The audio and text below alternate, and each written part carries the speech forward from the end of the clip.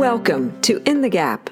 I'm Catherine with the Estate Law Center, and the following is a collection of law articles using personal stories to explain the meaning and importance of estate planning. This is meant to be educational and does not establish an attorney-client relationship. Enjoy the following story. A wellness check on your estate plan. I'm not looking for a fair fight. The statement has resonated in my mind throughout these last 2 weeks, and I agree. I'm not looking for a fair fight.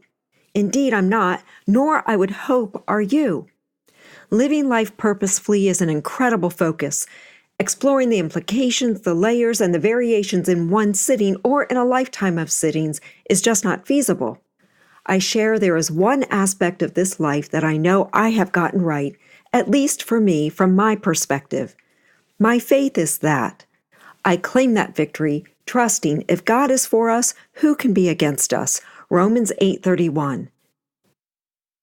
There are no promises that such faith will make this life easy. In fact, there are days that life may seem so much more challenging.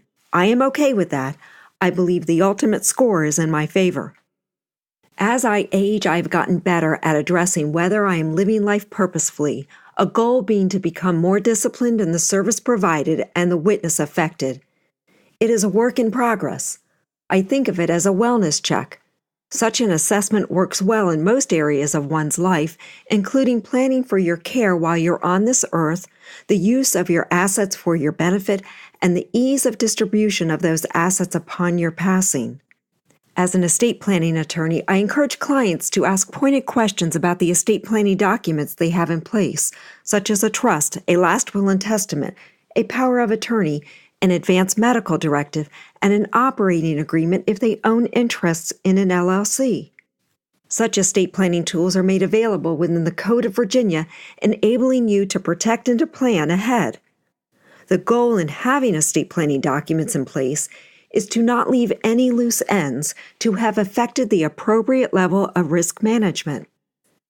Have you done a wellness check on your estate planning documents lately? The following are questions you may want to ask regarding your estate planning documents as you assess whether they meet your needs and intents. When may you need your revocable trust modified? Here are the questions you may want to ask. Does an adult child who may be a named beneficiary in your trust lack the capacity to manage money or has the potential to carry a large amount of debt? Are you concerned that your adult child may face marital challenges? Have your named successor trustees become estranged from you? Have you only named one successor trustee? Does the language in your trust create bypass trusts upon your death that accounts for the federal estate tax exemption when the exemption was at a much lower level than the current level? Do you want to name different beneficiaries? Do you want to leave a specific bequest to a person or a charity? Have you made provisions for your pets? Do you want to consider the inclusion of trust protector language? Here are considerations. Using revocable trust effectively and properly funding such trust can mean that your real property, land and land with improvements, your tangible personal property, the physical items you can touch, and your intangible personal property, cash, savings, and wealth management may pass outside of the probate process. Have you properly funded your revocable trust? Here are the questions to ask. Have you transferred your real property into your trust? Have you assigned your business interest into your trust? Are the assets in your cash and savings accounts held by your trust? Are the appropriate assets in your wealth management portfolio owned by your trust? Is your tangible personal property held by your trust? Here are considerations. That initial $10 funding into a revocable trust at the establishment of the trust does not do much good after spending the time and resources just to discover, upon one's incapacitation or death, that the funded value is $10.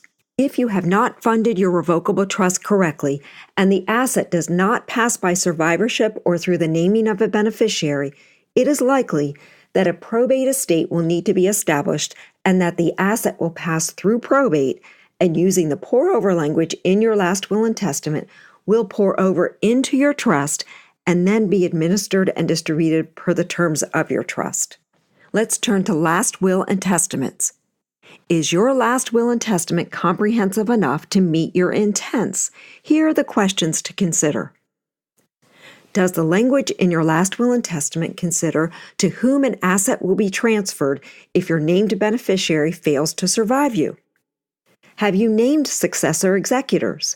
Have you included guardianship language in the event you die and leave behind minor children? Do you have a specific bequest you would like to include? Is it possible that one of your beneficiaries may have special needs and be in receipt of means-tested government funding, and the inclusion of special needs trust language should be considered?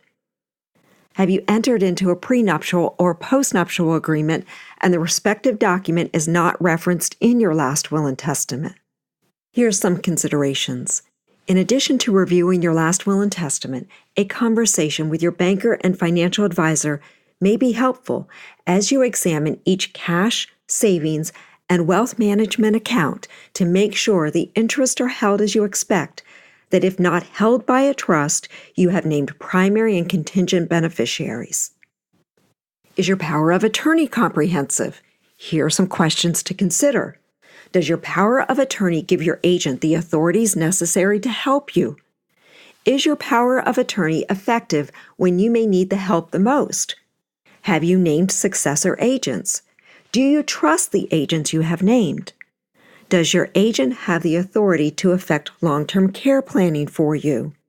Here are some considerations. Keep in mind that if you do not have a power of attorney in place, the alternative you leave for family, friends, or even a stranger is a petition for guardianship of your person and conservatorship of your estate.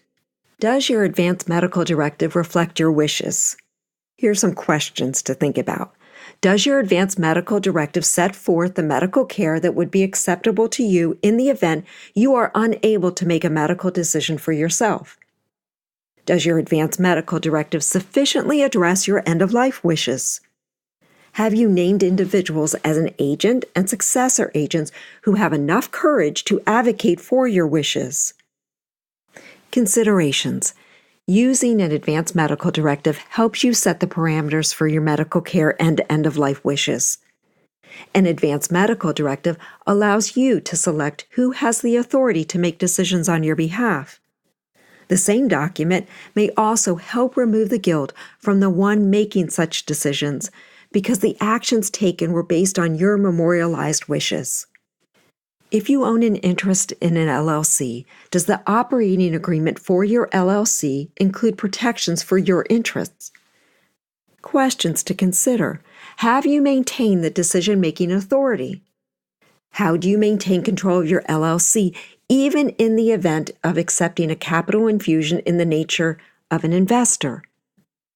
Do you have a right of first refusal on interest held by others so that the interests of the company you build do not become attenuated upon their deaths? Have you planned for the possibility of your incapacitation so that you may still benefit from a stream of revenue? Do you want your company to continue after your death? Considerations. You worked hard to make your LLC successful. A well-drafted operating agreement provides means to maintain control even when you are no longer able to manage your interests. A wellness check in action. If you answered yes to any of the above questions, it may be an indication that having a conversation with your estate planning attorney that includes a discussion about the wellness check of your estate planning documents will be well worth the time invested. Estate planning is not meant to be about a fair fight. Estate planning is designed so that if you take advantage of it, there should be no fight at all. It is my hope that this story resonates with you. The Estate Law Center serves clients throughout the Commonwealth of Virginia in the practice areas that touch most of our lives: estate planning, elder law, and business law. The motto of the Estate Law Center is protecting the stewardship of your God-given assets. Enjoy additional articles read from In the Gap, and for more information, please visit estatelawcenter.com. I leave you with this, and the following comes from my heart. We must protect those who are not able to speak for themselves. We must protect our neighbor who has been wronged by another. We must reach out to the elderly who may be overwhelmed by a vast system of laws. We must act boldly when others may be caused to be weak and use the protective arm of the law to guard against the trampling of individual liberties. Thank you for joining this segment of In the Gap.